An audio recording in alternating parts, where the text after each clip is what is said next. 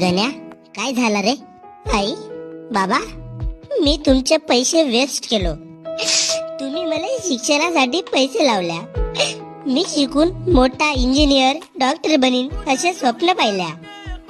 पण मी तुमच्या स्वप्नांवर पाणी फिरलो आई.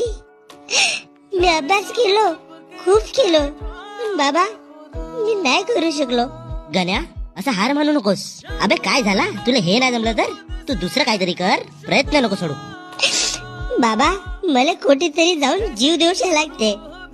बाहेरून घरी येवाची इच्छा नाही होत. लोक मला काय म्हणतील याचा विचार करत करत मला जग सोडून जाऊशा लागते बाबा. गण्या, असा नको बोलू रे. ते लोक नाही येत आपल्या घरी पोचाले. हा पाय, हा तुझा बाप आताही तुझ्या मांग पांडुरंगासारखा उभा आहे. तू हिंमत नको खचू पोरा. बाबा, तुमचा मित्र तुम्हाला घरी येऊन सांगत होता ना का तुझा पोरगा मुंबई पुणे मधून शिकून आला आणि आता गावी येऊन घरी बसलाय.